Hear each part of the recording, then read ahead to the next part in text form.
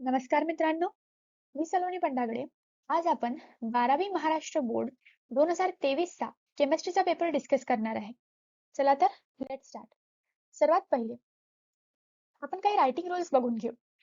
सर्वात आधी तर नवीन सेक्शन हा नवीन पेज पासून स्टार्ट करायचा आहे. त्यानंतर नवीन प्रश्न पण नवीन पेज पासून सुरू करायचा आहे. मग नीट आणि क्लीन पेपर लिहायचा आहे आणि ओव्हर रायटिंग नाही करायची आहे. ओव्हर रायटिंग म्हणजे आपण काहीतरी लिहिलं ते आपलं चुकलं तर त्याला एक लाईन घ्यायची म्हणजे कट करायचं आणि त्यानंतर ते उत्तर परत लिहायचं.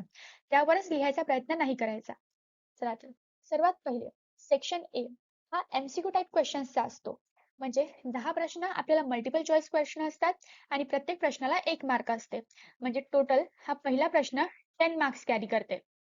तर सर्वात पहिला क्वेश्चन होता the relation between the radius of sphere and edge length in body centred cubic lattice.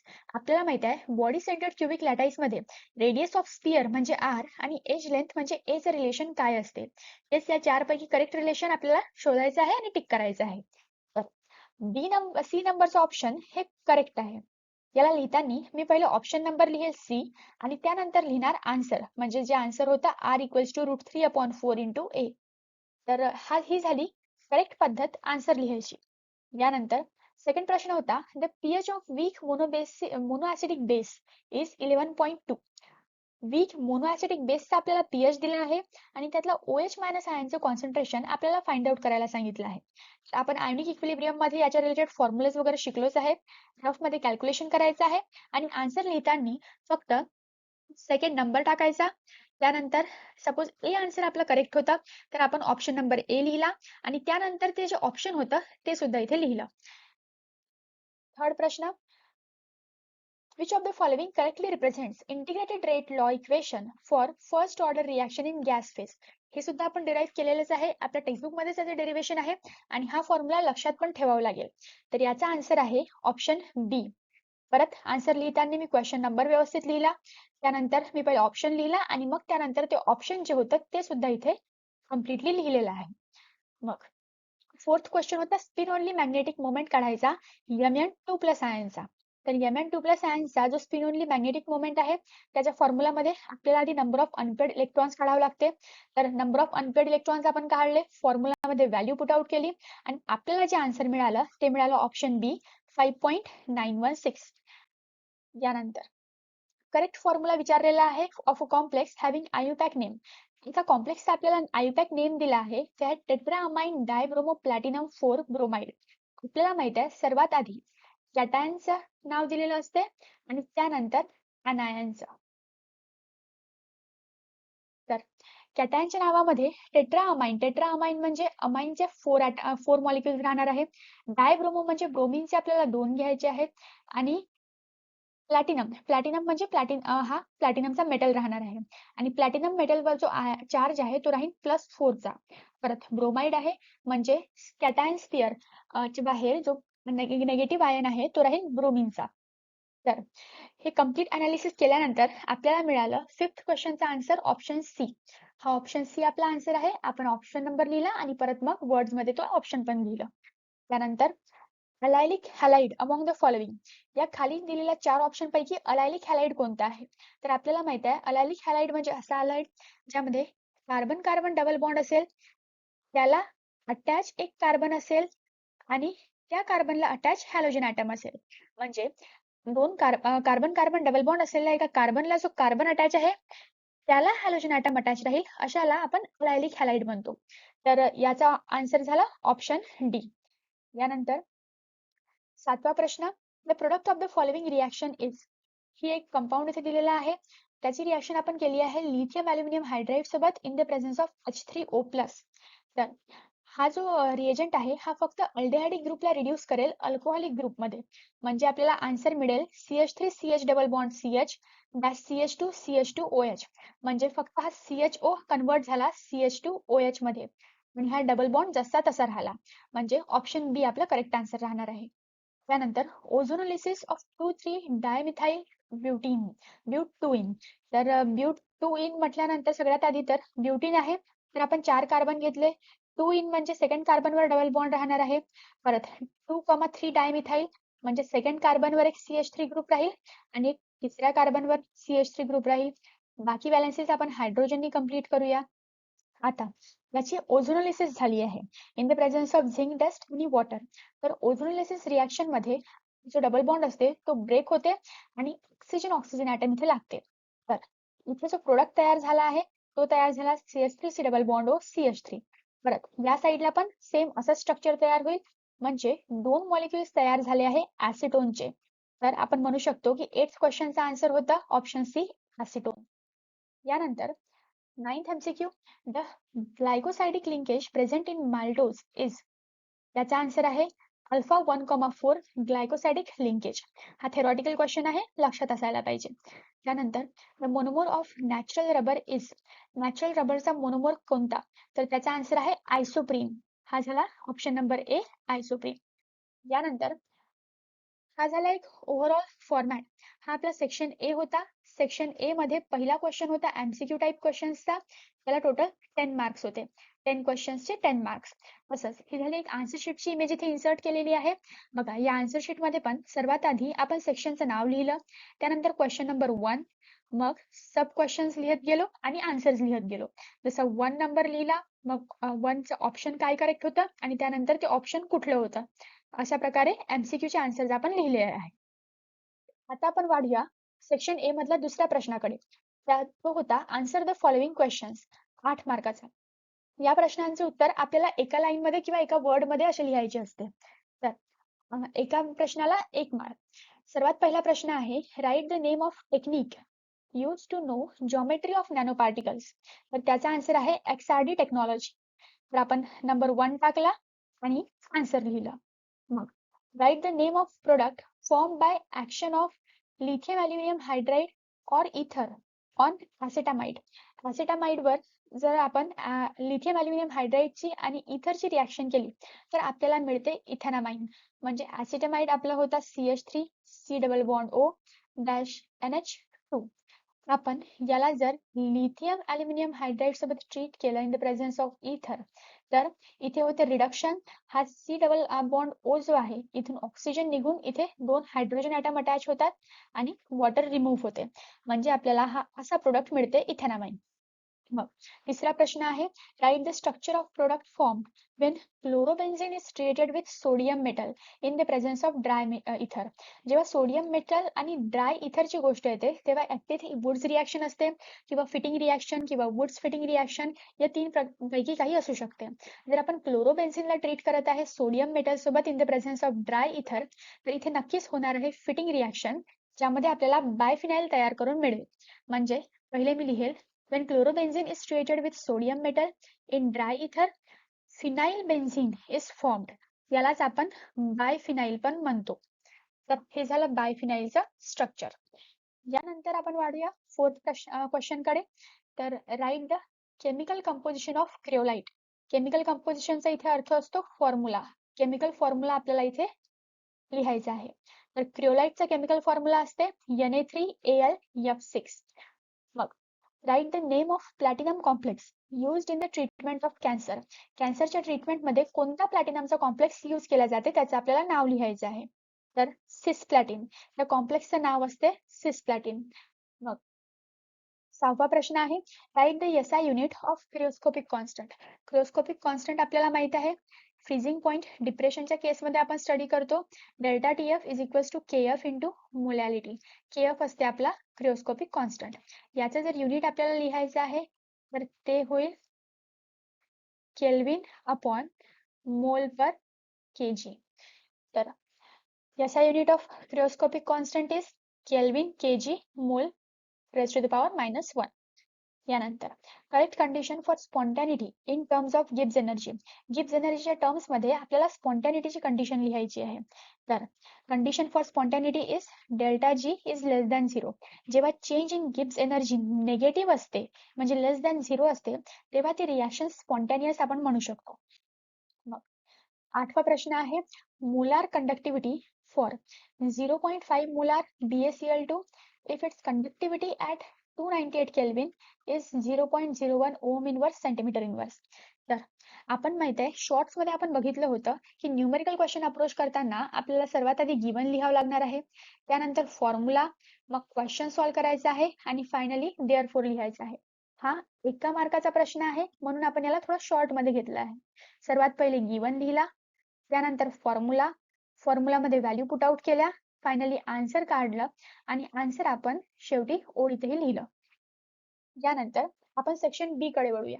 Section बी मध्ये पण आपल्याला कोणत्याही 8 प्रश्नांचं उत्तर लिहायचं आहे आणि प्रत्येक प्रश्नाला 2 मार्क मिळणार आहे. तर सर्वात पहिले question number 3, distinguish between lanthanides and actinides. हा 2 मार्काचा प्रश्न आहे. तर कमीत कमी आपल्याला 4 डिफरन्स बिटवीनचे पॉइंट्स लिहायचे आहेत. सर्वात पहिले डिफरन्शिएटिंग इलेक्ट्रॉन्स लॅन्थेनॉइड्स मधला 4f ऑर्बिटल मध्ये जातो, ॲक्टिनॉइड्स मधला 5f ऑर्बिटल मध्ये जातो. तसंच लॅन्थेनॉइड्स जे आहे ते 6th पिरियड मध्ये असतात आणि ॲक्टिनॉइड्स 7th पिरियड मध्ये असतात. तसंच binding energy of 4f orbital, लॅन्थेनॉइड्सचे जे 4f ऑर्बिटल आहे त्यांची बाइंडिंग एनर्जी हाय असते, पण ॲक्टिनॉइड्स मध्ये बाइंडिंग एनर्जी लो असते. तसंच लॅन्थेनॉइड्स मध्ये जो कॉमन ऑक्सिडेशन स्टेट आहे तो +3 आहे, पण +3च्या व्यतिरिक्त +2 आणि +4 पण काही एलिमेंट्स शो करतात. पण ॲक्टिनॉइड्स मध्ये +3च्या व्यतिरिक्त +4, +5, +7 असे ऑक्सिडेशन स्टेट एलिमेंट्स शो करतात. मग they show lesser tendency to form complexes. Lanthanoids जे आहे ते कमी टेंडन्सी शो करते कॉम्प्लेक्सेस फॉर्म करायची आणि ॲक्टिनॉइड्स शो ग्रेटर टेंडन्सी. मग some of the lanthanoids are fairly coloured. भरपूर असे लॅन्थेनॉइड्स असतात, म्हणजे सम ऑफ द लॅन्थेनॉइड्स असे असतात जे कलरफुल असते, त्यांचा काही ना काही कलर अपिअर करते. आणि most of the ions in the actinoids are deeply coloured. असे भरपूर ॲक्टिनॉइड्स मधले आयन्स आहेत जे डीपली कलर्ड असतात, म्हणजे डार्क कलरचे असतात. आता लॅन्थेनॉइड्स मध्ये हा एक महत्वाचा पॉईंट राहू शकते डिफरन्स बिटवीन मधला, की लॅन्थेनॉइड्स मध्ये फक्त प्रोमेथियम हा रेडिओ ऍक्टिव्ह एलिमेंट असते, पण ॲक्टिनॉइड्स मध्ये ऑल द मेंबर्स जितकेही ॲक्टिनॉइड्स आहेत ते सर्व रेडिओ ऍक्टिव्ह असतात. यापैकी कोणतेही 4 पॉइंट्स लिहिले तरी आपल्याला 2 मार्क मिळतील. आता आपण चौथा प्रश्न बघूया. Calculate the mole fraction of solute if vapour pressure of the benzene of pure benzene at certain temperature is this. आपल्याला प्युअर बेन्झीनचं वेपर प्रेशर दिलं आहे आणि vapour pressure of solution of solute in benzene, म्हणजे आपल्याला vapour pressure of solution दिलं आहे आणि vapour pressure of pure benzene दिला आहे आणि आपल्याला मोल फ्रॅक्शन त्या सोल्यूटचा कॅल्क्युलेट करायचा आहे. तर ते आपण बघू. सगळ्यात आधी तर आपण गिवन घेतला. सेक्शन बी नवीन स्टार्ट झाला होता म्हणून आपण सेक्शन बी हेडिंग टाकला. क्वेश्चन नंबर 4 आहे तर क्वेश्चन नंबर 4 लिहिलं. मग सर्वात आधी आपण लिहिलं let x2 be the mole fraction of solute. Vapour pressure of pure benzene आपण त्याला P0 म्हटला आणि त्याची व्हॅल्यू लिहिली. मग वेपर प्रेशर ऑफ सोल्युशन त्याला आपण PS म्हटला, त्याची व्हॅल्यू लिहिली. त्यानंतर जो फॉर्म्युला आपल्याला माहित होता तो फॉर्म्युला नोट डाऊन केला, कारण आपल्याला मोल फ्रॅक्शन काढायचं आहे सोल्यूटचं. तर त्याच्या रिलेटेड आपण पहिले फॉर्म्युला लिहिला. फॉर्म्युला मध्ये मग आपण व्हॅल्यूज पुट आउट केल्या, त्याला सॉल्व्ह केलं आणि फायनली जे आन्सर आलं त्याला आपण देअरफॉर म्हणून वर्ड्स मध्ये पण लिहिलं. तर हे झालं एक प्रॉपर आन्सर.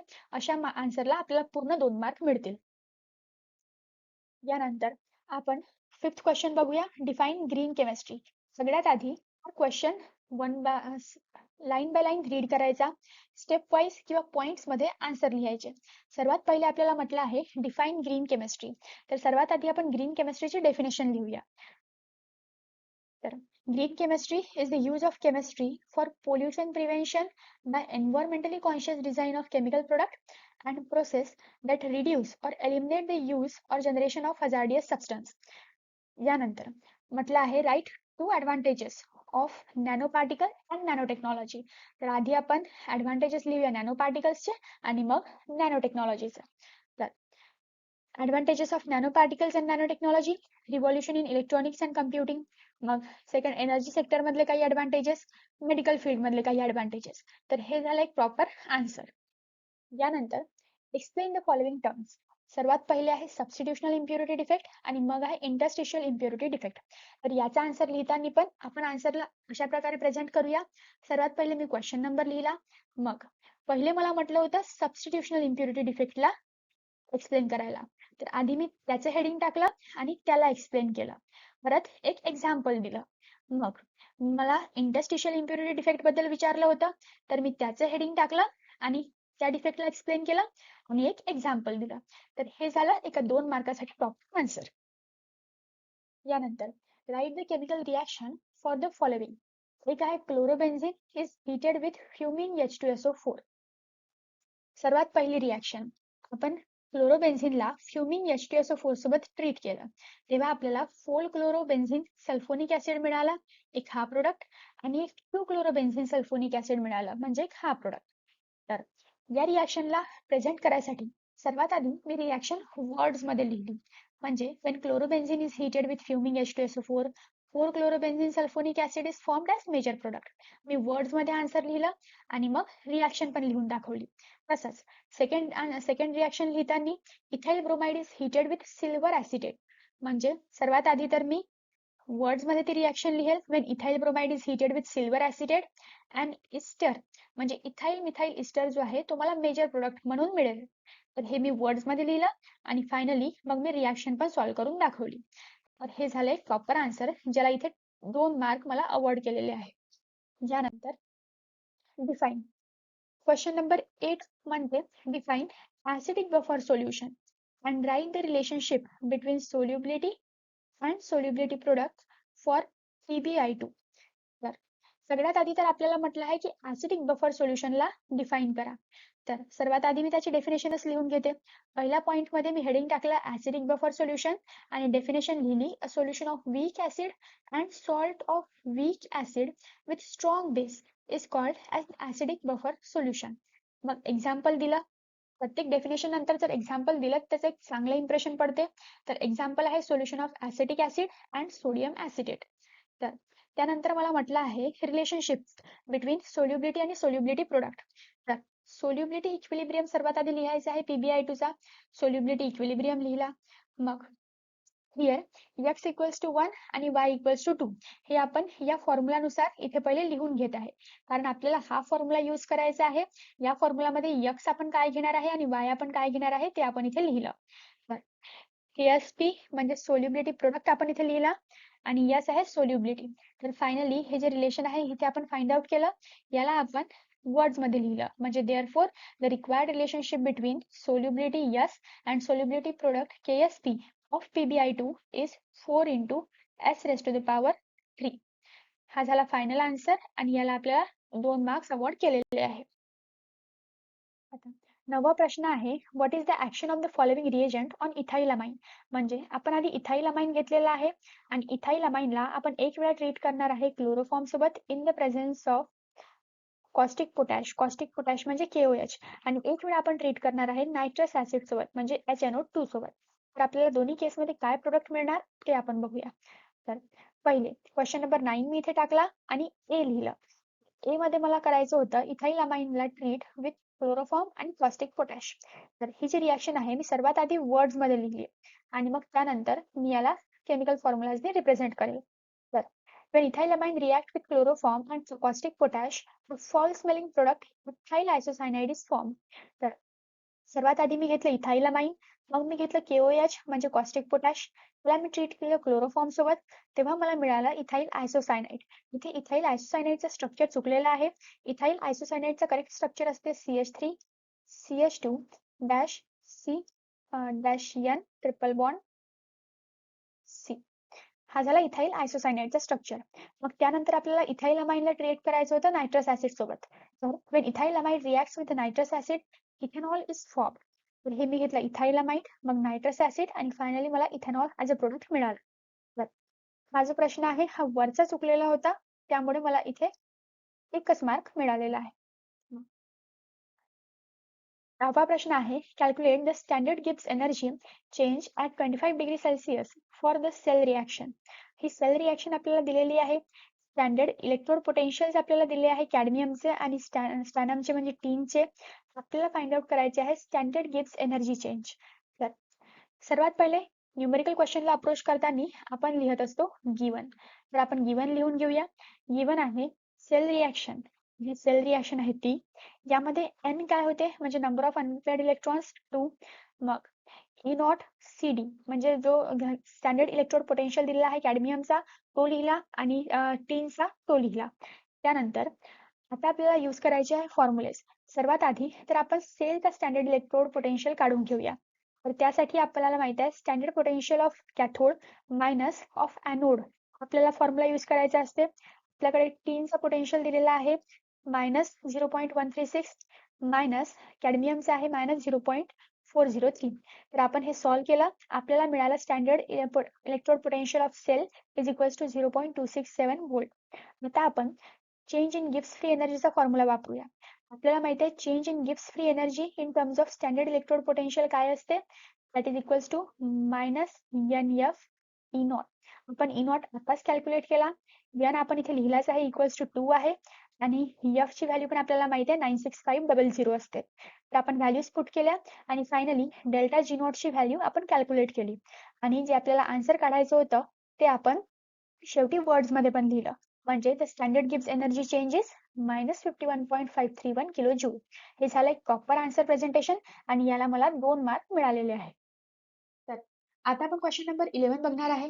या क्वेश्चन पासून आपण फक्त आन्सर रायटिंगचा फॉर्मॅट डिस्कस करूया. पण इंडिव्हिज्युअली आन्सरचा स्टडी करणार नाही. फक्त मी क्वेश्चन रीड करेल आणि याचा आन्सर कशा प्रकारे लिहायचा आहे ते सांगेल. जर तुम्हाला आन्सर पाहिजे असेल तर व्हिडिओला पॉज करा आणि आन्सर रीड करा. तर हा 11 क्वेश्चन म्हणत आहे, write the chemical reaction for the preparation of glucose from sucrose. म्हणजे सुक्रोज पासून आपल्याला ग्लुकोज प्रिपेअर करून दाखवायचं आहे आणि त्याची आपल्याला केमिकल रिॲक्शन लिहायची आहे. तर जेव्हा रिॲक्शन लिहायला म्हणते तर सर्वात पहिली स्टेप्स आपली असायला पाहिजे वर्ड्स मध्ये ते रिॲक्शन लिहिणं आणि त्यानंतर त्याला केमिकल फॉर्म्युलाने रिप्रेझेंट करणं. आणि त्यानंतरचा क्वेश्चन आहे write the structure of D ribose. तर पहिले आपण हे क्वेश्चनचा आन्सर लिहिणार आणि त्यानंतर आपण सेकंड क्वेश्चनचा आन्सर लिहिणार. एक वेळा आपण बघून घेऊ. तर इथे आपण तसंच केलं आहे. पहिले आपण preparation of glucose from sucrose ते लिहिलं, पॉइंट्स मध्ये लिहिलं, त्यानंतर केमिकल रिॲक्शन लिहिली आणि फायनली आपण डी रायबोजचं स्ट्रक्चर ड्रॉ केलं. तर आता क्वेश्चन नंबर 12. क्वेश्चन नंबर 12 म्हणत आहे डिफाईन एक्सटेन्सिव्ह प्रॉपर्टी. हा पहिला प्रश्न झाला. मग म्हणते calculate the work done during the expansion of 2 moles of gas from 10 dm cube to 20 dm cube at 298 Kelvin temperature in vacuum. In vacuum हे एक महत्वाची इन्फॉर्मेशन आहे. तर या क्वेश्चन मध्ये पण आपल्याला 2 क्वेश्चन विचारले आहे. पहिले तर एक्सटेन्सिव्ह प्रॉपर्टीचे डेफिनेशन आणि त्यानंतर हा न्यूमरिकल. तर तशाच प्रकारे आपण आन्सर पण प्रेझेंट करणार. पहिले आपण लिहिली एक्सटेन्सिव्ह प्रॉपर्टीची डेफिनेशन, त्यानंतर त्याचं एक एक्झाम्पल. हा झाला आपला पहिला आन्सर ज्याला आपल्याला कम्प्लीट 1 मार्क मिळाला. त्यानंतर न्यूमरिकल स्टार्ट करताना पहिले आपण गिवन लिहिलं. गिवन लिहिताना बरोबर पहिले 2 मोल्स म्हटले आहे तर n इक्वल्स टू 2, मग इनिशियल व्हॉल्यूम, फायनल व्हॉल्यूम, मग टेम्परेचर काय दिला होता ते, आणि तसंच जर आपल्याला वॅक्यूम म्हटलं आहे तर आपल्याला एक्सटर्नल प्रेशर 0 घ्यावं लागेल ते. मग आपण जो फॉर्म्युला यूज करणार आहे तो फॉर्म्युला लिहिला. म्हणजे work done is equals to minus P external into delta V. आता जर पी एक्सटर्नल 0 आहे तर आपण 0 पुट केला आणि म्हणून आपलं वर्क डन सुद्धा 0 आलं. हे आपलं झालं कॅल्क्युलेशनचा पार्ट. कॅल्क्युलेशनचा पार्ट झाल्यानंतर आपण देअरफोरची लाईन लिहून आन्सरला कम्प्लीट केलं. हा न्यूमरिकल सॉल्व्ह करायचा एक महत्वाचा स्टेप आहे. आपण न्यूमरिकल सॉल्व्ह केल्यानंतर ही देअरफोरची लाईन किंवा आन्सरची लाईन ज्याला आपण म्हणतो ते लिहावं लागते. यानंतर क्वेश्चन नंबर 13. या क्वेश्चन मध्ये म्हटलं आहे write the reaction for the formation of nylon 66 polymer. परत रिॲक्शनचा क्वेश्चन आहे तर आपल्याला वर्ड मध्ये लिहावं लागेल आणि मग त्याला केमिकल फॉर्म्युलाने पण रिप्रेझेंट करावं लागेल. तर हे आन्सर बघूया. सर्वात पहिले आपण लिहिलं प्रिपरेशन ऑफ नायलॉन 66 वर्ड्स मध्ये आणि मग त्याची रिॲक्शन आपण इथे करून दाखवली. मग draw the structure of the following compounds. त्या कंपाऊंड्सचं आपल्याला स्ट्रक्चर ड्रॉ करायला म्हटलं आहे. जेव्हाही आपल्याला स्ट्रक्चर ड्रॉ करायचं असते तर आपण क्वेश्चन नंबर टाकू, स्ट्रक्चर समथिंग इथे स्ट्रक्चर ड्रॉ करू आणि त्या स्ट्रक्चरचं जे नाव आहे ते त्या डायग्रामच्या खाली लिहिल्या जाते. ही गोष्ट लक्षात ठेवावी लागेल.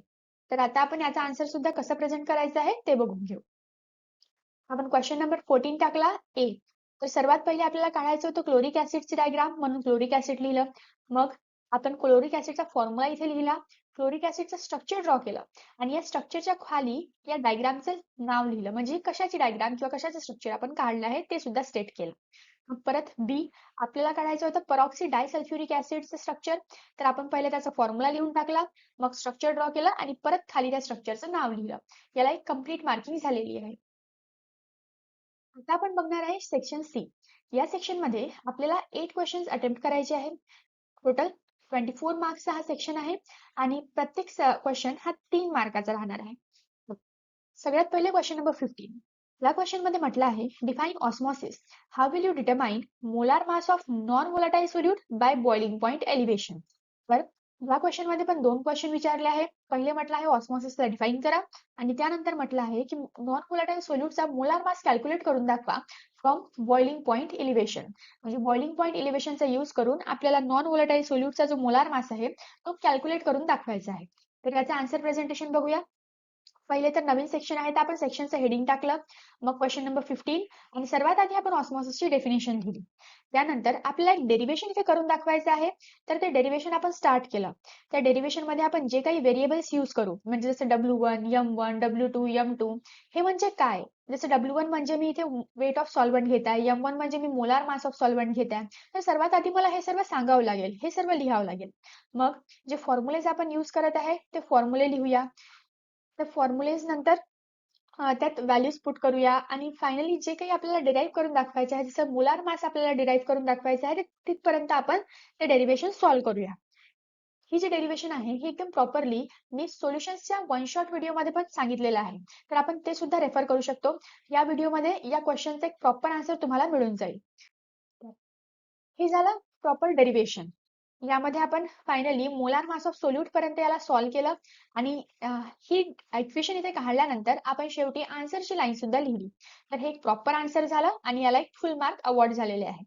तर जेव्हा आपण finally molar mass of solute पर्यंत आलो, यामध्ये असणारे जे काही व्हेरिएबल्स आहे जसं केबी आहे, W2 आहे, याचा काय अर्थ होत आहे ते सुद्धा मी इथे खाली लिहिलेलं आहे. तर हे एक प्रॉपर आन्सर इथे कन्सिडर केलं गेलं आहे. यानंतर question number 16. Convert the following ethyl alcohol into ethyl acetate, मग फिनॉल इंटू बेन्झीन आणि मग डाय इथाइल इथर इंटू इथाइल क्लोराईड. तिन्ही रिॲक्शन्स आहे आपल्याला कन्वर्ट करून दाखवायचं आहे. तर सर्वात पहिले आपल्याला इथाइल अल्कोहलला ऍसिटिक ऍसिड सोबत ट्रीट करावं लागेल तेव्हा इथाइल ऍसिटेट मिळेल. तर ही रिॲक्शन आपण पहिले वर्ड्स मध्ये लिहिली त्यानंतर याला केमिकल फॉर्म्युलामध्ये पण लिहून दाखवली. पण इथाइल अल्कोहल घेतला plus ethyl acetate plus acetic acid घेतला. तर इथे आपल्याला इथाइल ऍसिटेट तयार करून मिळालं आणि हा वॉटर इथून रिमूव्ह झाला आणि इथाइल ऍसिटेट तयार झालं. देन सेकंड रिॲक्शन आहे फिनॉलला आपल्याला कन्वर्ट करायचं आहे बेन्झीन मध्ये. तर ही रिॲक्शन आपल्या टेक्स्टबुक मध्ये पण डायरेक्ट दिली आहे. जेव्हा आपण फिनॉलला झिंक सोबत ट्रीट करतो in the presence of heat किंवा टेम्परेचर तेव्हा तो बेन्झीन मध्ये कन्वर्ट होते आणि झिंक ऑक्साईड फॉर्म होते. मग शेवटची रिॲक्शन आहे डाय इथाइल इथरला आपण इथाइल क्लोराईड मध्ये कसं कन्वर्ट करू. तर हा घेतला आपण डाय इथाइल इथर, याला आपण फॉस्फरस पेंटाक्लोराईड सोबत ट्रीट केलं तेव्हा आपल्याला इथाइल क्लोराईड तयार करून मिळाला आणि फॉस्फरस ऑक्सिक्लोराईड इथे फॉर्म झाला. ह्या ज्या दोन रिॲक्शन्स आहे या आपण पहिले वर्ड मध्ये लिहावं लागेल. म्हणजे आपण लिहू शकतो की phenol when treated with zinc in presence of temperature it gives benzene. तसंच इथे पण आपण लिहू शकतो diethyl ether when treated with phosphorus pentachloride it gives ethyl chloride. पहिले वर्ड्स मध्ये रिॲक्शन लिहिल्यानंतरच आपण याला केमिकल फॉर्म्युलामध्ये लिहूया. हे एक प्रॉपर आन्सर इथे प्रेझेंट झालं. मग 17th क्वेश्चन आहे a week monobasic acid is 10% dissociated in 0.05 molar solution. म्हणजे आपल्याकडे 0.05 मोलारचे एक सोल्युशन आहे. यामध्ये एक वीक मोनोबेसिक ऍसिड आहे जे 10% डिसोसिएट झालं. आता वीक ऍसिड आहे तर ऑब्व्हियसली याचं कम्प्लीट डिसोसिएशन होणार नाही. हा पार्सली डिसोसिएट होईल आणि डिसोसिएशन इथे किती झालं आहे तर ते म्हणजे 10%. What is the percent dissociation in 0.15 molar solution. आता जर याच ऍसिडला आपण 0.15 मोलारच्या सोल्युशन मध्ये टाकलं तर त्याचे किती पर्सेंट डिसोसिएशन होईल ते आपल्याला फाइंड आउट करून दाखवायचं आहे. तर यासाठी फॉर्म्युलेज आपला आयोनिक इक्विलिब्रियम या चॅप्टर मध्ये रिक्वायर्ड फॉर्म्युलेज आहेत आणि कन्सेप्ट पण तोच आहे. तर हे त्याचा आन्सर आहे. ऍज युजल जसं पहिले न्यूमेरिकल आहे तर गिवन लिहावं लागेल. मग ते फॉर्म्युलेज आपण युज करणार आहे ते फॉर्म्युलेज इथे लिहावं लागेल. फॉर्म्युलामध्ये व्हॅल्यू पुट करायची आणि फायनली देअरफॉरची लाईन लिहायची. हे झालं आन्सर. मग क्वेश्चन नंबर 18. इथे म्हटलं आहे एक्सप्लेन डिहायड्रोहॅलोजिनेशन रिॲक्शन ऑफ 2-क्लोरोब्युटेन. म्हणजे 2-क्लोरोब्युटेन या कंपाऊंडची आपल्याला डिहायड्रोहॅलोजिनेशन रिॲक्शन करून दाखवायची आहे. आणि मग फायनली यूज आणि एन्व्हायरमेंटल इफेक्ट लिहायचे आहे CFC म्हणजे क्लोरोफ्लोरोकार्बन्सचे. तर हा झाला 2-क्लोरोब्युटेन कंपाऊंड. 2-क्लोरोब्युटेन म्हटल्यानंतर सर्वात आधी लक्षात घ्यायचं ब्युटेन आहे म्हणजे आपल्याला 4 कार्बन ऍटम्स घ्यावं लागेल. आता 2-क्लोरो म्हणजे सेकंड कार्बनवर क्लोरीन ऍटम घ्यावं लागेल. बाकीच्या व्हॅलन्सीज आपण हायड्रोजननी कंप्लीट करूया. हा झाला 2-क्लोरोब्युटेन. आता आपल्याला डिहायड्रोहॅलोजिनेशन करायची आहे, म्हणजे अल्कोहोलिक KOH सोबत याला ट्रीट करावं लागेल. जेव्हा आपण अल्कोहोलिक KOH सोबत ट्रीट करतो, तेव्हा जो अल्फा कार्बन आहे त्याच्या बाजूला असणारे बीटा कार्बन्स, त्या बीटा कार्बन्स वरून एक एक हायड्रोजन ॲटम रिमूव्ह होते विथ हॅलोजन ॲटम. तर इथे आपण बघू शकतो, इथे अल्फा कार्बनच्या बाजूला 2 कार्बन्स आहेत, तर आपण दोन्ही याला बीटा कार्बन्स म्हटलं. एक झाला बीटा 1 आणि एक झाला बीटा 2. आता इकडला सुद्धा हायड्रोजन या हॅलोजन सोबत रिमूव्ह होऊ शकते किंवा इकडला सुद्धा हायड्रोजन या हायड्रोजन हॅलोजन सोबत रिमूव्ह होऊ शकते. म्हणजे 2-क्लोरोब्युटेनचे जेव्हा डिहायड्रोज हॅलोजनेशन होईल तेव्हा 2 प्रोडक्ट्स फॉर्म व्हायला पाहिजे. एक वेळा जेव्हा ब्यूट 1 इन फॉर्म होईल आणि एक वेळा ब्यूट 2 इन फॉर्म होईल. म्हणजे जर इथला हायड्रोजन ॲटम निघाला तर ब्यूट 1 इन आणि इकडला हायड्रोजन ॲटम जर रिमूव्ह झाला तर ब्यूट 2 इन. अशा प्रकारे हे 2 प्रोडक्ट्स तयार झाले प्लस KBr प्लस H2O. तर ही झाली डिहायड्रोहॅलोजिनेशन रिॲक्शन. आणि यानंतर आपल्याला लिहायचे आहे काही युजेस आणि एन्व्हायरमेंटल इफेक्ट्स ऑफ क्लोरोफ्लोरोकार्बन. मग क्वेश्चन नंबर 19. क्वेश्चन नंबर 19 म्हणते की 2000 millimoles of an ideal gas expanded isothermally and reversibly from 20 liter to 30 liter at 300 Kelvin. Calculate the work done in the process. आणि आपल्याला R ची value इथे दिलेली आहे. R म्हणजे गॅस कॉन्स्टंट. तर फायनली आपण क्वेश्चन नंबर 19 लिहिला आणि सर्वात आधी आपण गिवन लिहिलं. तर गिवन मध्ये जसं N इक्वल्स टू 2000 मिलीमोल म्हटलं होतं. जर मिलीमोल्स आहेत तर याला आपल्याला मोल मध्ये कन्वर्ट करावं लागेल.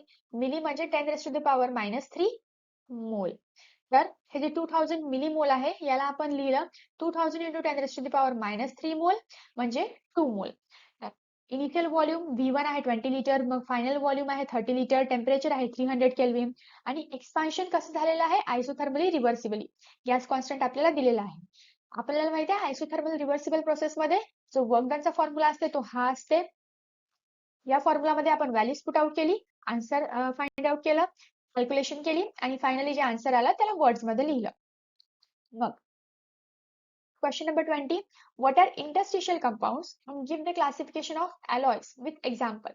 सर्वात आधी आपल्याला इंटरस्टिशियल कंपाऊंडची डेफिनेशन लिहावं लागेल आणि मग alloysचं क्लासिफिकेशन करून दाखवावं लागेल. तर ही झाली इंटरस्टिशियल कंपाऊंडची डेफिनेशन. त्यानंतर alloysचं क्लासिफिकेशन. alloysला आपण मेनली 2 पार्ट मध्ये क्लासिफाय करतो. एक असते फेरस अलॉय आणि एक असते नॉन फेरस अलॉय. तर या दोन्ही alloysला सर्वात आधी आपण डिफाइन केलं की फेरस अलॉयज म्हणजे काय, मग नॉन फेरस अलॉयज म्हणजे काय आणि त्यानंतर प्रत्येकाचे एक एक किंवा 2-2 एक्झाम्पल्स दिले. तर हे झालं एक प्रॉपर आन्सर. तर यानंतर क्वेश्चन नंबर 21. यामध्ये म्हटलेलं आहे draw labelled diagram of H2O2 fuel cell and write two applications of the fuel cell. म्हणजे आपल्याला सर्वात आधी एक हायड्रोजन ऑक्सिजन जो फ्युएल सेल आहे त्याची एक डायग्राम ड्रॉ करायची आहे, त्याला लेबल करायचं आहे आणि त्यानंतर त्याचे कोणतेही 2 अप्लिकेशन्स लिहायचे आहे. तर तेच सर्वात आधी आपण एक डायग्राम ड्रॉ केली आणि त्यानंतर 2 ऍप्लिकेशन्स लिहिले. बस हे झालं एक प्रॉपर आन्सर. जसं क्वेश्चन विचारला आहे तसंच आन्सर प्रेझेंट करायचं. मग question number 22. Explain the formation of COF6 3- complex with respect to hybridization, magnetic property, inner or outer complex आणि geometry. तर हा एक कॉम्प्लेक्स आपल्याला इथे दिलेला आहे COF6 3-. तर याला आपल्याला याचं हायब्रिडायझेशन काय राहील ते काढायचं आहे. हायब्रिडायझेशन वरून आपण त्याची मॅग्नेटिक प्रॉपर्टी आणि इनर कॉम्प्लेक्स आहे किंवा आउटर कॉम्प्लेक्स आहे त्यावर कमेंट करू आणि फायनली त्याची जॉमेट्री काय राहील ते सुद्धा सांगू. तर सर्वात पहिले तर मी COF6 आहे. तर CO ला मी X कन्सिडर करतो आणि मला माहिती आहे फ्लोरीनवर 1 मायनस चार्ज असते. तर 6 फ्लोरीन्सवर 6 मायनस चार्ज राहील. तर X - 6 = -3 म्हणजे X = मला 3 मिळाल. याचा अर्थ मी लिहू शकतो की जो कोबाल्टचा ऑक्सिडेशन स्टेट आहे तो +3 आहे. कोऑर्डिनेशन नंबर जो आहे कोबाल्टचा तो 6 आहे. कारण 6 फ्लोरीनचे ॲटम्स जे आहे ते बॉन्ड बनवत आहे कोबाल्ट सोबत. तर याला आपण आता ऑर्बिटल डायग्राम काढून घेऊ. तर हे झालं 3D, 4S आणि 4P. 3D मध्ये मला अरेंज करायचे आहेत 6 इलेक्ट्रॉन्स. तर 3D मध्ये मी 6 इलेक्ट्रॉन्स अरेंज केले. पहिले 5 इलेक्ट्रॉन जे आहे ते एक सर्व 5ही ऑर्बिटल मध्ये फिल करून देऊ. म्हणजे 1, 2, 3, 4, 5 आणि एक उरलेला इलेक्ट्रॉन पहिल्या ऑर्बिटल मध्ये जाईल. हे 4 जे इलेक्ट्रॉन्स आहेत हे अनपेअर्ड राहिले. तर आपल्याला माहिती आहे की जो फ्लोरीन आहे तो एक वीक फील्ड लिगंड आहे. जर वीक फील्ड लिगंड आहे तर pairing of electron will not occur, म्हणजे इलेक्ट्रॉन्सची पेअरिंग तर होणार नाही. याचा अर्थ जो ऑर्बिट ऑफ एफ आहे ते हायब्रिडायझेशन साठी अवेलेबल राहील. एक जो 4s ऑर्बिटल आहे तो 3 जे 4p चे ऑर्बिटल्स आहेत ते आणि 2 4d चे ऑर्बिटल्स आहेत ते, म्हणजे हे इतके ऑर्बिटल्स जे आहेत ते हायब्रिडायझेशन साठी अवेलेबल राहतील. म्हणजे the configuration of the complex after the formation, जेव्हा F सोबत म्हणजे फ्लोरीन मॉलिक्यूल सोबत कॉम्प्लेक्स फॉर्म होईल तेव्हा त्याचं कॉन्फिगरेशन अशा प्रकारे राहील. म्हणजे 4s 4p आणि 4d मध्ये जी जागा अवेलेबल होती त्यामध्ये फ्लोरीनचे इलेक्ट्रॉन्स येऊन बसतील आणि कॉम्प्लेक्स तयार करतील. मी म्हणू शकतो की जे हायब्रिडायझेशन आहे ते आहे sp3d2. एक झालं 4s, 3 4p आणि 2 4d चे ऑर्बिटल्स. आता आपल्याला माहित आहे कोबाल्टच्या इलेक्ट्रॉनिक कॉन्फिगरेशन मध्ये 4 अनपेअर्ड इलेक्ट्रॉन होते किंवा एंटायर कॉम्प्लेक्सच्या इलेक्ट्रॉनिक कॉन्फिगरेशन मध्ये पण 4 अनपेअर्ड इलेक्ट्रॉन होते, म्हणून याला आपण पॅरामॅग्नेटिक कॉम्प्लेक्स म्हटलं.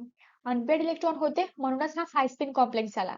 आणि फायनली या स्ट्रक्चर वरून आपण दाखवू शकतो की हा एक ऑक्टाहेड्रल जॉमेट्री फॉर्म करत आहे आणि ऑक्टाहेड्रल स्ट्रक्चर अशा प्रकारे रिप्रेझेंट करते. हे झालं एक कम्प्लीट आन्सर. मग what is pseudo first order reaction? Derive integrated rate law for zero order reaction. तर यामध्ये सुद्धा पहिले आपल्याला सुडो फर्स्ट ऑर्डर रिएक्शन काय आहे ते डिफाईन करायचं आणि त्यानंतर एक डेरिव्हेशन करून दाखवायची आहे. हे झालं सुडो फर्स्ट ऑर्डर रिएक्शनची डेफिनेशन. मग जे डेरिव्हेशन आहे ती अशा प्रकारे. सर्वात आधी आपण एक झिरो ऑर्डर रिएक्शन कन्सिडर केली, त्याची rate of equation rate reaction लिहिली. मग तेच जे आपण इंटिग्रेटेड लॉच्या डेरिव्हेशन साठी जे कॉमन स्टेप्स यूज करतो त्या स्टेप्स फायनली काढल्या आणि हे आपण रेट कॉन्स्टंट पर्यंत पोहोचलो. मग फायनली जो डेअरफोरचा पॉइंट आहे तो लिहिला की the integrated rate law for zero order reaction is. पहिले आपण के जो काढला तो लिहिला, मग त्यानंतर थोडं याच इक्वेशनला आपण अरेंज केलं आणि concentration at time T equals to at time 0 minus K T, ही इक्वेशन आपण इथे फायनल लिहिली. मग question number 24, explain aldol condensation of ethanol. आपल्याला अडॉल कंडेन्सेशन रिएक्शन एक्सप्लेन करायची आहे इथेनॉलची. तर एका पर्टिक्युलर कंपाऊंडचं एक्सप्लेन करायच्या आधी आपण एक जनरल रिएक्शन लिहूया, जे जनरली सर्व कंपाऊंड साठी आपण अडॉल कंडेन्सेशन कशी करतो ते लिहूया. त्यानंतर आपण पर्टिक्युलरली इथेनॉलला डिस्क्राईब करू. तर अडॉल कंडेन्सेशनचे मी पहिले डिफाईन केलं की अडॉल कंडेन्सेशन कसं होते. When aldehydes and ketones having at least one alpha hydrogen react with dilute alkali form beta hydroxyaldehyde, which on further strong heating form alpha beta unsaturated aldehyde. ही झाली एक general reaction की अडॉल condensation काय असते. त्यानंतर आपण लिहिलं इथेनॉल की ethanol जेव्हा डायल्यूट NaOH सोबत रिॲक्ट होईल तेव्हा बीटा हायड्रॉक्सी कंपाऊंड इथे फॉर्म होईल. मग परत जर याला आपण हीट केलं तर इथे alpha beta unsaturated aldehyde form होईल. तर ही झाली इथेनॉलची रिएक्शन, जो सेकंड पॉइंट मध्ये आपण लिहिली. आता क्वेश्चन नंबर 25. या क्वेश्चन मध्ये आपल्याला म्हटलं आहे की explain the anomalous behaviour of oxygen in group 16 with respect to atomicity, magnetic property आणि ऑक्सिडेशन स्टेट. तर हा एक खूप सोपा प्रश्न आहे. डायरेक्टली आपल्या टेक्स्टबुक मध्ये ही इन्फॉर्मेशन गिवन आहे the anomalous behaviour of oxygen म्हणून. तर त्याचा आन्सर कसं प्रेझेंट करायचं ते बघूया. अनोमलस बिहेवियर ऑफ ऑक्सिजन सर्वात पहिले ॲटॉमिसिटीच्या टर्म्स मध्ये, म्हणजे ऑक्सिजन जो आहे तो वेगळा बिहेवियर शो करते ग्रुप 16च्या बाकी एलिमेंट्स पेक्षा. तर तो का? तर सर्वात पहिले आपण ॲटॉमिसिटी बद्दल बोलूया त्याच्या, की ऑक्सिजन इज डायॲटॉमिक आणि बाकीचे जे एलिमेंट्स आहेत ते पॉलीॲटॉमिक आहे म्हणून अनोमलस बिहेवियर शो करते. परत मॅग्नेटिक प्रॉपर्टी बद्दल बोलूया की ऑक्सिजन पॅरामॅग्नेटिक आहे आणि बाकी डायमॅग्नेटिक आहे. ऑक्सिजन स्टेट बद्दल जर बोलूया तर त्यात आपण लिहू शकतो की ऑक्सिजन स्टेट जो आहे तो -2 -1 +2 हे सर्व शो करते, पण बाकीचे एलिमेंट्स हे सर्व ऑक्सिडेशन स्टेट्स शो करते. Right the chemical reaction for the following convergence. परत हे काही दोन रिएक्शन्स आपल्याला दिले आहेत, या दोन्ही रिएक्शन्स आपल्याला करून दाखवायचे आहे. ऍसिटिक ऍसिडला ऍसिटिक अनहायड्राइड मध्ये कन्वर्ट करायचं आहे आणि मग ऍसिटिक ऍसिडला इथाइल अल्कोहोल मध्ये कन्वर्ट करायचं आहे. तर सर्वात पहिली reaction Acetic acid in the presence of concentrated sulfuric acid undergoes dehydration to give acetic anhydride. मग वर्ड्स मध्ये लिहिलं त्याला केमिकल फॉर्म्युला मध्ये रिप्रेझेंट केलं, परत वर्ड्स मध्ये लिहिलं त्याला केमिकल फॉर्म्युला मध्ये रिप्रेझेंट केलं. तर या प्रकारे या दोन रिॲक्शन ज्या क्वेश्चन नंबर 26 मध्ये विचारल्या होत्या त्या कंप्लीट केल्या. आणि मग म्हटलं आहे write the IUPAC name and structure of methyl phenyl amine. तर हे झालं मिथाइल फिनाइल अमाइनचा स्ट्रक्चर आणि त्याचा आयुपॅक नेम. आयुपॅक नेम जे होतं ते होतं अनमिथाइल बेन्झॅनामाइन. चला तर इथून आता स्टार्ट होत आहे सेक्शन डी. परत नवीन सेक्शन स्टार्ट होत आहे, तर आन्सर शीटवर सर्वात आधी सेक्शनचं हेडिंग टाकावं लागेल सेक्शन डी. मग त्यानंतर क्वेश्चन्स सॉल्व्ह करणं स्टार्ट करायचे आहे. यामध्ये आपल्याला कोणतेही 3 क्वेश्चन अटेम्प्ट करायचे आहे. तर चला लेट स्टार्ट. क्वेश्चन नंबर 27 म्हणते show that time required for 99.9% completion of first order reaction is 3 times the time required for 90% completion. Give electronic configuration of GD, that is Z म्हणजे atomic number याचा दिला आहे 64, and write the name of nanostructured material used in car tires to increase the life of tires. तर हे काही questions जे यात विचारले आहे ते वन बाय वन आपण सॉल्व्ह करू. सर्वात पहिला क्वेश्चन आपल्याला दाखवायचा आहे की जे 99.9% कम्प्लिशन साठी टाइम लागतो तो 3 टाइम्स आहे 90% कम्प्लिशन साठी टाइम लागेल त्याच्या. तर फर्स्ट ऑर्डर रिॲक्शन साठी आपण पहिले टाइमचं इक्वेशन लिहिलं. मग time taken for 99% completion of the reaction ते कॅल्क्युलेट केलं. त्यानंतर आपण जो टाइम लागेल 90% कम्प्लिशन साठी तो कॅल्क्युलेट करून घेऊया. मग हे झाल्यानंतर आपण 99% साठी लागणाऱ्या टाइमला आपण 90% साठी लागणाऱ्या टाइम सोबत डिवाइड करू. तर आपल्याला 3:1 चा रेशिओ मिळेल. तर यावरून आपण इथे प्रूव्ह करू शकतो की time for 99.9% completion of reaction is equal to 3 times the time for 90% completion of reaction. इथे हा पहिला क्वेश्चन आपला सॉल्व्ह झाला म्हणजे प्रूव्ह झाला. यानंतर आपल्याला एक नॅनो स्ट्रक्चर मटेरियलचं नाव लिहायचं होतं जो कार टायर्स मध्ये आपण यूज करतो. मग derive relationship between delta H and delta U for gaseous reaction and define vulcanization. What is peptide bond? यामध्ये परत 20th क्वेश्चन मध्ये 3 क्वेश्चन्स विचारले आहे. सर्वात आधी आपल्याला एक रिलेशनशिप एस्टॅब्लिश करायची आहे डेल्टा एच आणि डेल्टा यू च्या मध्ये फॉर गॅसियस रिॲक्शन, आणि त्यानंतर आपल्याला वल्कनायझेशन डिफाइन करायचं आहे, पेप्टाइड बॉन्डला डिफाइन करायचं आहे. तर सर्वात पहिले at constant pressure delta H आणि डेल्टा यू ला आपण असं रिलेट करतो की आपल्याला इक्वेशन बाहेर असायला पाहिजे. हे आपण भरपूर न्यूमेरिकल सॉल्व्ह करायसाठी पण यूज करतो. मग फॉर रिॲक्शन इन्व्हॉल्विंग गॅसेस, जर आपण गॅसेसला इन्व्हॉल्व करत आहे आपल्याला माहिती आहे delta V can not be neglected. गॅसेसचा व्हॉल्यूम चेंज होत राहते आणि एकदम सिग्निफिकंटली चेंज होते, म्हणून आपण डेल्टा व्ही ला आपण निग्लेक्ट करू शकत नाही. म्हणून ही रिॲक्शन जशी तशी लिहू आपण delta H is equals to delta U plus P delta V. आता delta U plus P delta V लिहिताना आपण V2 मायनस V1 लिहिलं. आता याला आपण परत सेपरेट करून घेऊया. Delta H is equals to delta U plus PV2 minus PV1. मग तर आपण अज्युम करू की reactant and product behave ideally, म्हणजे आयडियली बिहेव करत आहे, आयडियल गॅस सारखं बिहेव करत आहे. अप्लाइंग आयडियल गॅस इक्वेशन आपण लिहू शकतो PV equals to NRT. Suppose N1 moles आहे गॅसियस रिॲक्टंट चे आणि N2 मोल्स आहे प्रोडक्ट्सचे, तर आपण P1 ला लिहू शकतो N1RT आणि P2 ला लिहू शकतो N2RT. तर हेच इथे आपण सबस्टिट्यूट करणार आहे. सबस्टिट्यूट केल्यानंतर आपल्याला मिळालं delta H is equals to delta U plus N2 minus N1 into RT. आता N2 मायनस N1 ला आपण लिहिणार आहे डेल्टा NG. डेल्टा NG जो आहे तो डिफरन्स आहे between the number of moles of products and those of reactants. तर ही झाली आपली रिलेशनशिप जी आपल्याला इथे डिराईव्ह करून दाखवायची होती बिटवीन डेल्टा एच आणि delta U for gaseous reactions किंवा गॅसियस रिॲक्शन साठी जे आपल्याला रिक्वायर्ड होतं ते मिळालं. आता आपल्याला म्हणत आहे वल्कनायझेशनला डिफाइन करायचं, तर हे झालं वल्कनायझेशनची डेफिनेशन. परत तर ही झाली पेप्टाइड बॉन्डची डेफिनेशन. तर अशा प्रकारे हे आन्सर इथे कम्प्लीट झालं. आता क्वेश्चन नंबर 13. तर यामध्ये म्हटलं आहे डिफाइन डायस्टेरियो आयसोमर्स. मग give cis and trans isomers of CONH3/4 Cl2 plus. What is reference electrode? Give reason. Bleaching action of ozone is called dry bleach. तर एकाच क्वेश्चन मध्ये आपल्याला भरपूर क्वेश्चन विचारले आहेत, तर आपण स्टेप बाय स्टेप याचा आन्सर लिहूया. सर्वात पहिले आपल्याला डायस्टेरियोमर्सची डेफिनेशन विचारली तर आपण डेफिनेशन लिहिली. त्यानंतर आपल्याला सिस आणि ट्रान्स आयसोमर्स विचारले आहे या कॉम्प्लेक्सचे. या कॉम्प्लेक्सच्या फॉर्मवरून आपण पाहू शकतो की हा एक ऑक्टाहेड्रल कॉम्प्लेक्स आहे. ऑक्टाहेड्रल कॉम्प्लेक्सचा जो स्ट्रक्चर आहे तो जनरली अशा प्रकारे बनते. आता सिस आयसोमर म्हटले आहे म्हणजे सारखे सारखे लिगँड्स सारख्या साईडवर प्रेझेंट असतील, म्हणजे आपण म्हणू शकतो की सोबत प्रेझेंट असतील. तर आपण NH3 ला अशा प्रकारे अरेंज केलं आणि क्लोरीनला अशा प्रकारे अरेंज केलं. पण ट्रान्स आयसोमर मध्ये जे सेम फंक्शनल ग्रुप्स आहेत ते अपोजिट साईडवर प्रेझेंट असते. तर क्लोरीनला आपण 180 डिग्री, परत NH3 अपोजिट, NH3 अपोजिट अशा प्रकारे अरेंज केलं. तर हा झाला ट्रान्स आयसोमर आणि हा झाला सिस आयसोमर. मग रेफरन्स इलेक्ट्रोड म्हणजे काय ते विचारलं होतं. तर आपण रेफरन्स इलेक्ट्रोडची डेफिनेशन लिहिली.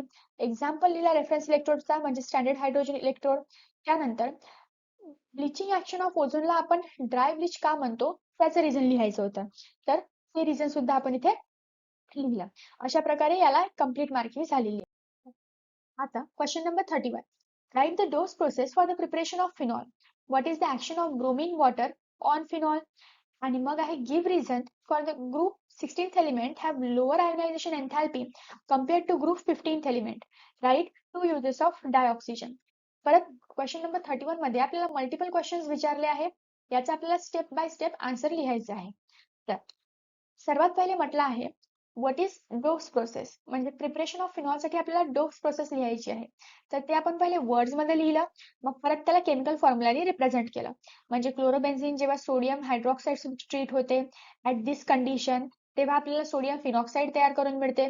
जेव्हा आपण सोडियम फिनॉक्साईडची हायड्रॉलिसिस करतो तेव्हा आपल्याला फिनॉल तयार करून मिळते. मग त्यानंतर आपल्याला म्हटलं आहे फिनॉलला आपल्याला ब्रोमीन वॉटर सोबत ट्रीट करून रिॲक्शन करून दाखवायची आहे. तर ती रिॲक्शन आपण आधी वर्ड्स मध्ये लिहिली, मग केमिकल फॉर्म्युला मध्ये रिप्रेझेंट केली. तर आपल्याला फायनली प्रोडक्ट मिळालं 2,4,6 ट्रायब्रोमोफिनॉल. मग त्यानंतरचा क्वेश्चन होता आपल्याला ग्रुप 15 एलिमेंटची जी आयोनायझेशन एन्थॅल्पी आहे ती 16th एलिमेंट्स पेक्षा लोअर का बरं आहे, कमी का बरं आहे, त्याला एक्सप्लेन करायचं होतं, त्याचं रिझन स्टेट करायचं होतं. तर या 3 पॉइंट्स मध्ये आपण त्याचं रिझन लिहिलेलं आहे. मग शेवटचा क्वेश्चन होता की राईट 2 युजेस ऑफ डायऑक्सिजन. डायऑक्सिजन म्हणजे O2 चे आपल्याला कोणतेही 2 युजेस लिहायचे होते ते आपल्याला लिहिले. तर अशा प्रकारे हा शेवटचा क्वेश्चन होता, याचा आन्सर आपण प्रेझेंट केला. या व्हिडिओमध्ये पेपर रायटिंगचा पॅटर्न बघितला, पॉइंट्सला कसं ऑर्गनाइज करायचं ते बघितलं, न्यूमेरिकल क्वेश्चन्सला आपण कसं अप्रोच करू शकतो ते बघितलं, परत पेपरमध्ये प्रेझेंट कसं करायचं, आन्सर्स कसे प्रेझेंट करायचे, क्वेश्चन रीड केल्यानंतर आन्सर्स कसं अप्रोच करायचं, या सर्व गोष्टी आपण आजच्या व्हिडिओमध्ये डिस्कस केल्या. तर इथेच आपलं 2023 महाराष्ट्र बोर्ड केमिस्ट्रीच्या पेपरचं डिस्कशन संपलेलं आहे. जर व्हिडिओ आवडला असेल तर लाईक करा, शेअर करा आणि नवीन अशाच व्हिडिओसाठी चॅनलला सबस्क्राईब करा. Thank you very much and all the best for your exams.